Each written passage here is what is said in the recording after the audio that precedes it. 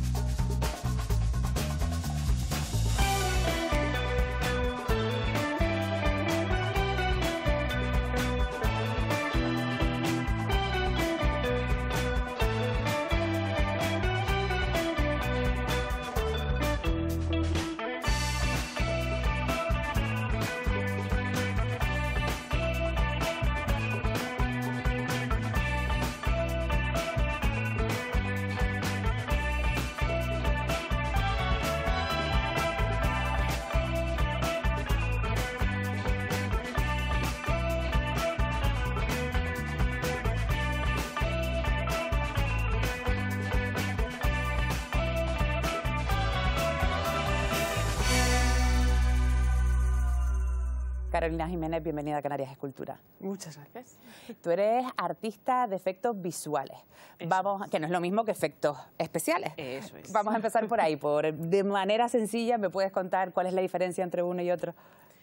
Pues hombre, efectos especiales se puede hablar de manera coloquial y puede incluir todo, pero si nos ponemos un poco técnicos, efectos especiales son los efectos físicos que suceden delante de la cámara, que suceden durante el rodaje, y que incluyen cosas como explosiones, como fuego, maquillaje, marionetas, maquetas, todo eso son efectos especiales. Y los visuales son los efectos de postproducción que vienen después de haberse rodado la película, cuando se termina la película, que antaño eran trucajes fotográficos y que hoy en día se hacen todos por ordenador, así que los efectos visuales hoy en día son digitales.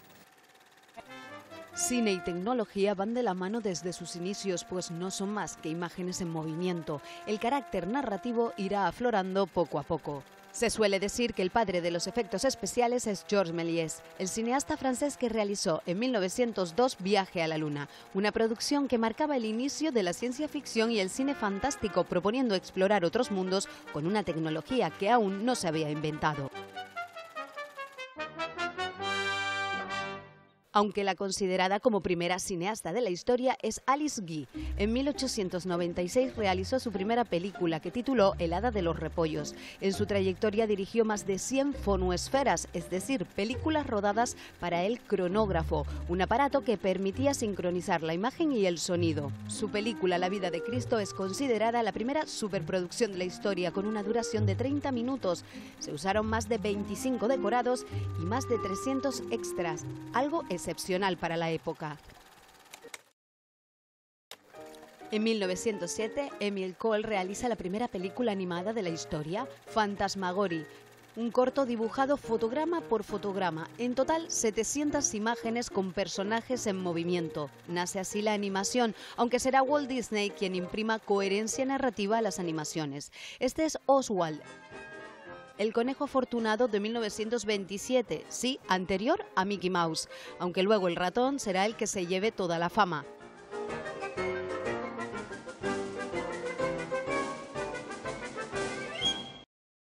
El primer corto animado con temática filosófica y política será La idea, en 1932, del cineasta austrohúngaro Bertolt Bartók, donde a un pensador se le ocurre una idea en forma de mujer y la envía al mundo. Y si esto era novedoso, es fácil imaginar el asombro de aquellos que pudieron ver esta escena en el cine en 1933. Esta es la icónica escena de El hombre invisible, dirigida por James Whale, realizada colocando múltiples impresiones de la película con 2 exposiciones diferentes. Con los años, la unión de informática y cine da inicio a la era de los efectos especiales digitales hechos por ordenador. Esta es la primera animación de la historia del cine en aparecer en una película. Y en esta película, el joven Sherlock Holmes, vemos el primer personaje animado por ordenador.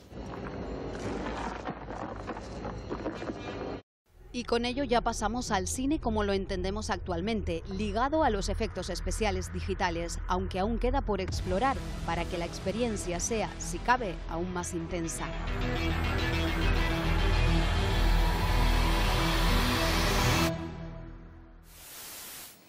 Yo, si no me equivoco, lo que he leído es que te enamoraste de esta profesión viendo el making of del Señor de los Anillos. Eso es. Estudiabas arquitectura, decides estudiar pues esta profesión que tienes ahora y has terminado trabajando en la trilogía del Hobbit. Eso es. ¿Cómo se consigue este sueño?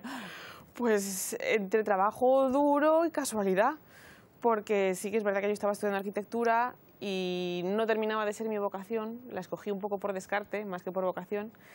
Y sin saber un poco qué hacer con mi vida, en ese cruce de caminos que tenemos todos muchas veces al principio de la carrera, pues me enamoré del Señor de los Anillos porque me gustaba mucho el libro, vi la primera película, me compré el DVD que viene con montones de documentales y ahí fue cuando comprendí cómo se hace el cine de verdad con aquellos documentales que yo no había visto tan extensamente nunca. Y cuando llegaron a la parte de digital, a la parte de cómo se hace los efectos visuales digitales, ahí fue cuando dije, eso es lo que yo quiero hacer. O sea, si se puede hacer cine usando un ordenador, eso es lo que yo quiero hacer. Y dejé la carrera y me apunté a una de las dos escuelas que había en mi Madrid natal y me apunté y para adelante. Y bueno, y luego mandando currículums a un montón de estudios durante varios años después de terminar mis estudios. Pues al Weta, que son el estudio de Nueva Zelanda que hizo El Señor de los Anillos, pues yo le mandaba currículums pues todos los meses si hacía falta durante un montón de tiempo y no me hacían ni caso hasta que un día me hicieron caso y dio la casualidad de que estaban haciendo la trilogía del Hobbit y me propusieron irme para allá, unirme al equipo y obviamente como loca, como loca.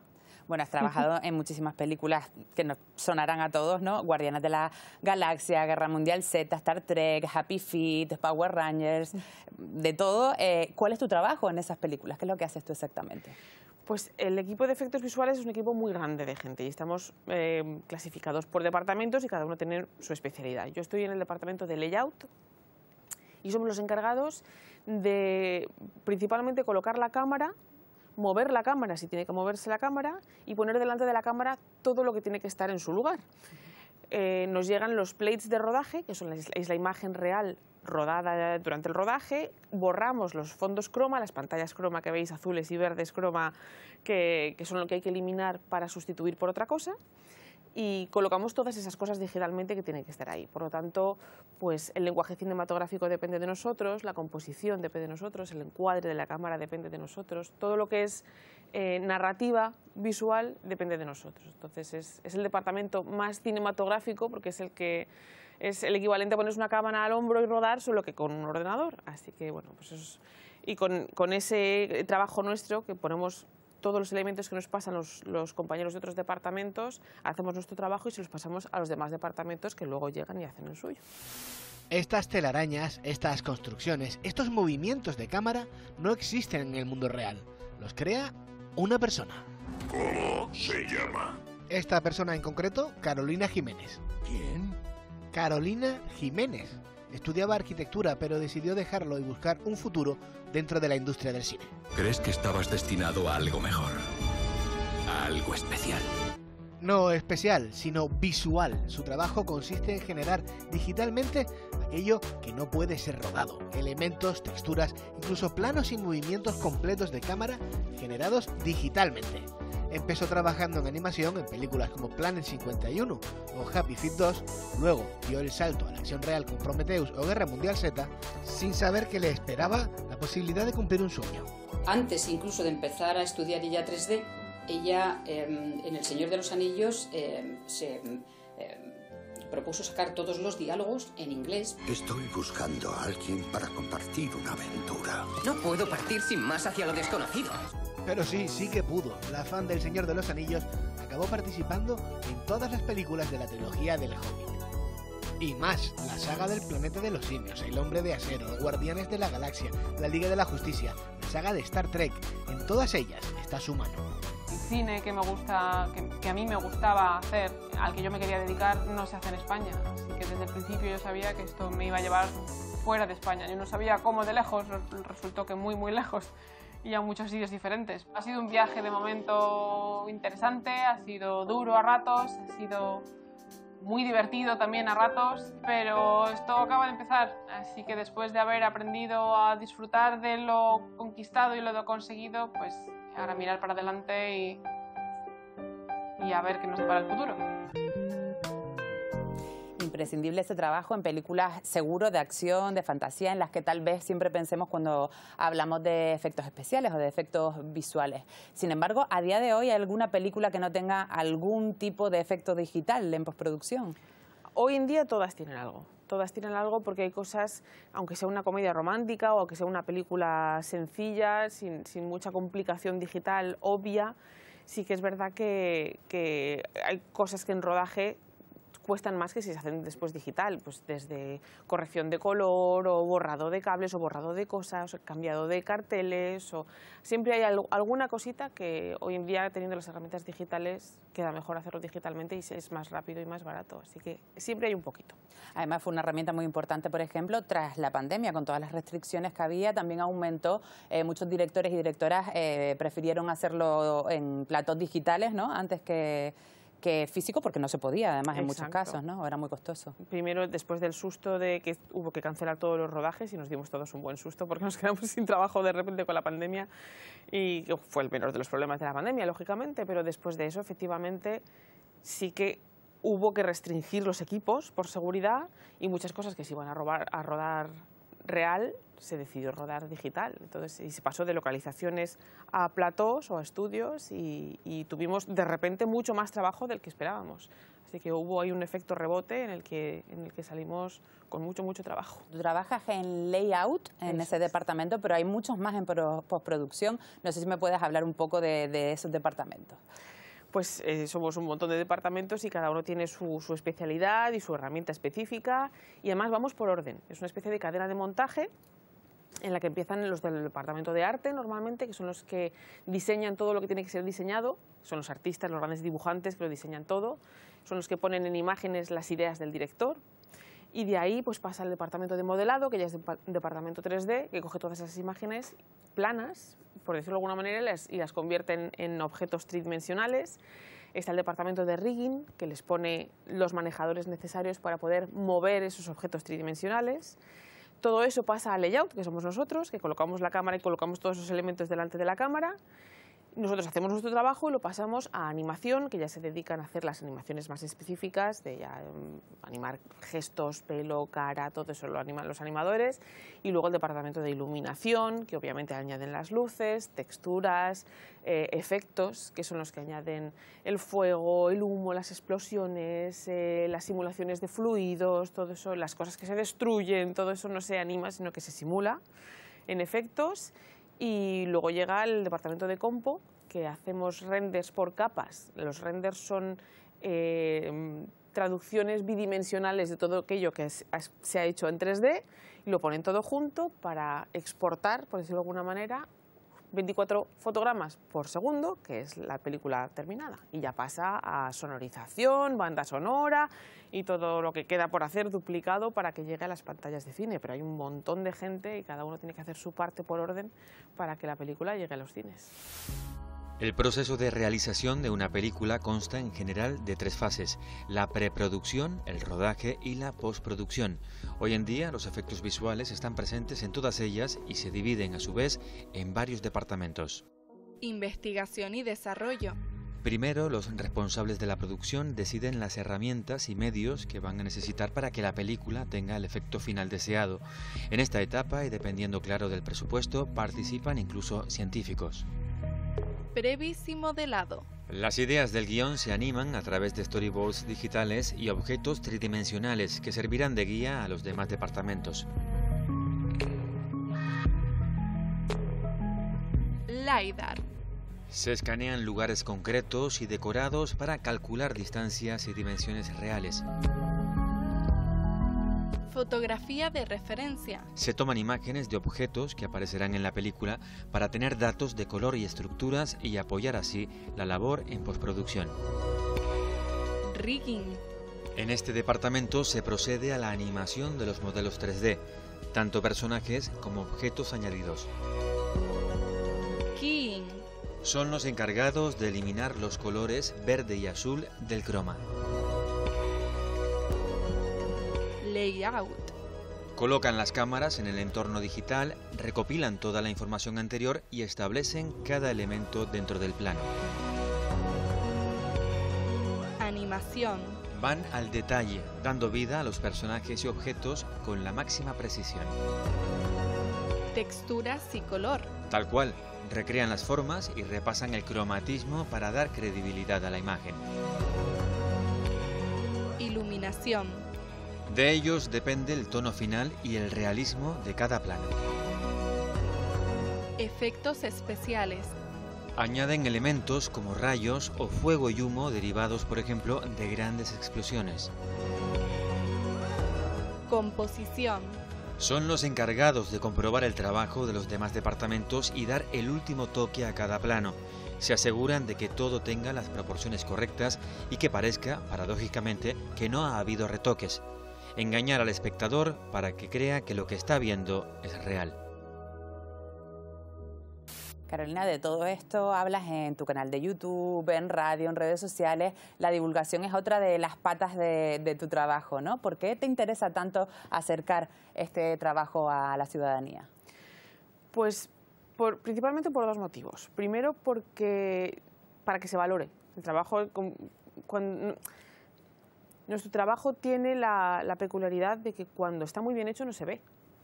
Tenemos ese pequeño hándicap. Cuando está perfectamente hecho no se ve. Entonces, muchas veces el espectador no valora todo el trabajo que hay detrás, todas las personas que hay detrás, las horas de trabajo que hay detrás de una película. Y cuando lo cuento es cuando realmente se valora, porque hay personas que piensan que por estar hecho digitalmente es fácil. Como está hecho por ordenador, eso es como trampa. No, hay mucho trabajo, hay mucho talento y hay mucha creatividad en la tecnología que se pone para hacer una película. Entonces, mi empeño en que se comprenda lo que hacemos para que se pueda valorar, por un lado. Y además despertamos vocaciones, porque hay mucha gente que se decide dedicar a lo que yo me dedico cuando comprende cómo se hace, como me pasó a mí. Yo no sabía que quería dedicarme a esto porque no sabía que era una profesión que existía. Y luego también porque yo soy consciente de que yo no he llegado donde estoy yo sola. A mí me ayudó mucha gente y hubo mucha gente que tenía mucha más experiencia que yo cuando yo empezaba, que respondió a mis preguntas cuando yo tenía dudas, que se tienen todas las dudas del mundo.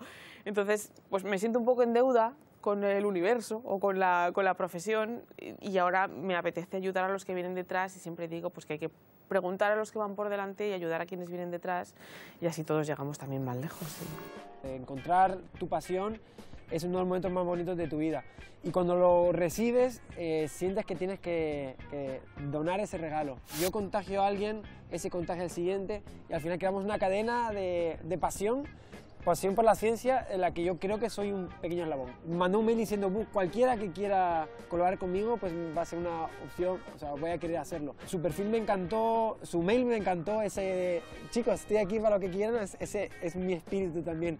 Entonces fue como, wow, tiene un montón de cosas que contar, experta, cuenta súper bien y además es una persona que me llama mucho la atención por ese arrojo, ¿no? Y bueno, respondí rápido, dije, Carolina, aquí estoy, cuando quieras, armamos. Creo que el primer vídeo fue sobre la física de Titanic.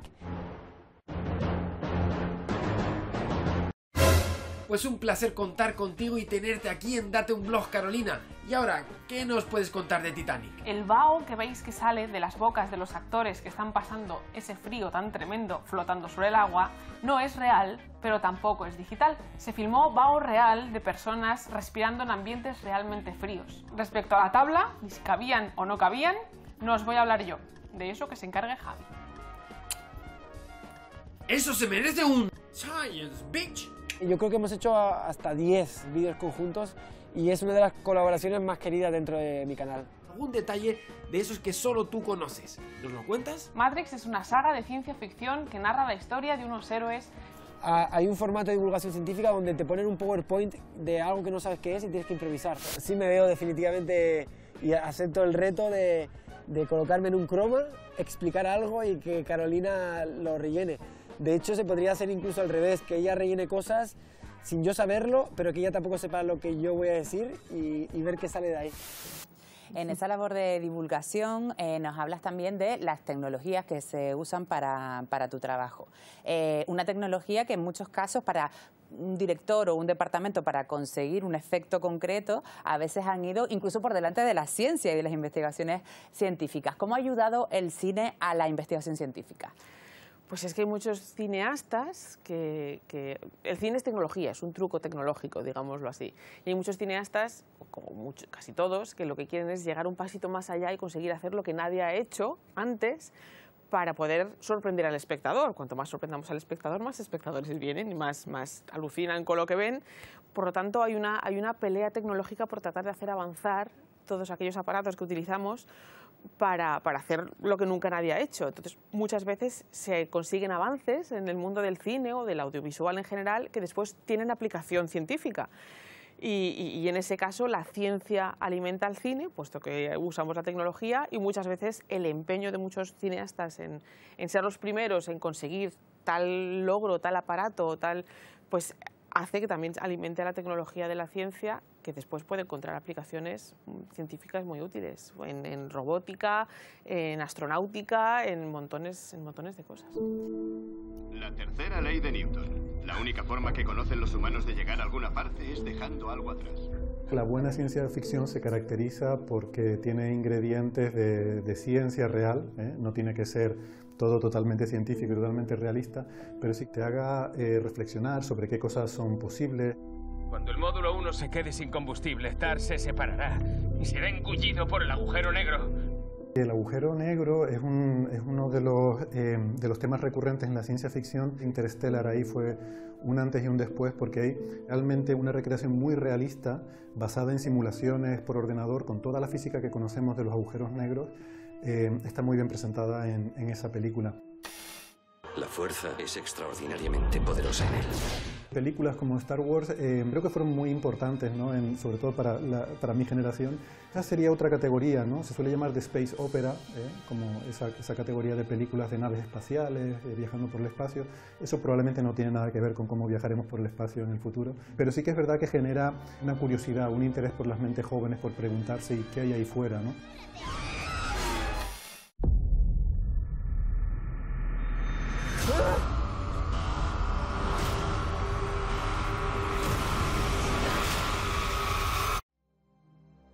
Una de mis favoritas es sin duda El Marciano, que está basada en una novela de Andy Weir. Lo que más me gusta es lo que se llama la arquitectura de la misión, es decir, cómo no vas en una nave a Marte y luego te vuelves en una nave, no es así como funcionaría en la realidad. Hay toda una serie de pasos porque nuestros cohetes están muy limitados, para salir de la Tierra pueden llevar muy poquito peso. Entonces, un viaje tan largo como llevar seres humanos a Marte requiere una infraestructura mucho mayor. Los investigadores que trabajan en temas de astrobiología piensan que la vida debe ser algo relativamente común en el universo, ¿no? Contact para mí es la película que mejor plasma esa idea. También otras recientes muy interesantes como La Llegada, creo que también es una película muy buena en ese sentido porque ya trasciende lo que es la ciencia, o sea, es una ciencia ficción que entra también, tiende los puentes hacia las disciplinas de letras, las humanidades, el lenguaje, algo tan importante como eso. Muchos llevamos mucho tiempo reivindicando que la ciencia es parte de la cultura. Presten mucha atención a la fórmula de las pantallas. Y Big Bang Theory está asesorada por un científico creo recordar que de Stanford, que además hace un trabajo brillante. A veces están hablando y hay una pizarra de fondo, te puedes poner a ver lo que hay en la pizarra y es coherente. Es muy útil para la gente que tiene interés en ciencia, creo que despierta muchas vocaciones. Su teoría de que el bosón de Higgs es un agujero negro que acelera el tiempo es fascinante. Gracias. Me vino a la cabeza un día cuando me estaba duchando. Ese carácter evocador, ¿no? Que creo que despierta en mucha gente un interés por entender la ciencia y hasta dónde realmente se puede llegar. He metido la pata y se lo he entregado a Stephen Hawking.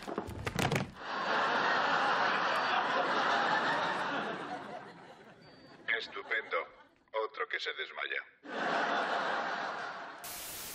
Hablabas antes de que con El Hobbit tuviste que viajar a Nueva Zelanda a trabajar, pero no es el único sitio del mundo en el que has estado. Tú naciste en Madrid, pero tu carrera profesional casi que no has estado en España prácticamente. ¿Por qué sitios te ha llevado y qué te ha aportado vivir fuera y trabajar fuera? Pues empecé mi carrera en España, mi primera película fue en España, fue Planet 51 de animación, y después, claro, yo quería trabajar, mi empeño era trabajar en películas como El Señor de los Anillos, a ser posible, con ese tipo de equipos, así que peleando, pues persiguiendo el trabajo, pues de España me fui a Australia, de allí a Londres, de allí finalmente a Nueva Zelanda, de Nueva Zelanda a Canadá, que en Canadá hay un nicho importante de trabajo de lo mío, es un país muy cinematográfico también. Y de Canadá me he venido para acá, y ahora a Canarias, así que estoy ya de vuelta. No exactamente en Madrid, pero como en casa. ¿Y qué tal por aquí? ¿Qué estás haciendo?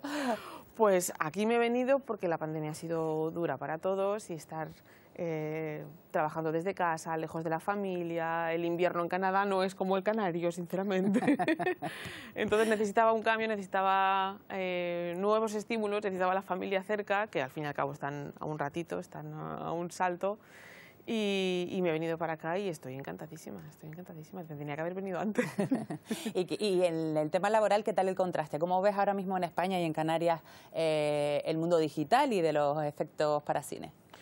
Pues Canarias es mucho cine, Canarias es puritito cine y además va mejorando un montón.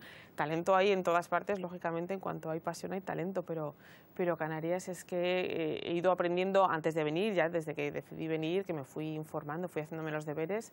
Aquí se ha hecho mucho cine, se sigue haciendo cine y están creciendo muchas empresas, estudios, y ahora que se puede trabajar en remoto, que gracias a que se puede trabajar en remoto es por lo que yo me he podido venir para acá, pues es que se están abriendo unas fronteras que antes no se podían abrir y Canarias está lleno de cine. ¿Nos puedes contar en qué estás trabajando ahora o cuáles son los próximos proyectos? Pues no puedo contaros exactamente en qué estoy trabajando porque siempre es secreto, no nos permiten contarlo hasta que no se hace público, pero proyectos bastante interesantes. Y a ver, la próxima estamos... Slumberland fue la última que publicamos en Netflix y viene algún proyecto interesante más. No canario y canario, fíjate, y ya está, ahí puedo leer. Bueno, pues estaremos muy atentos a tus redes, a ver si nos vas contando y desvelando esos secretos. Y nada, muchísimas gracias por atendernos y acercarnos a este mundo tan interesante. Ha sido un placer, cuando queráis.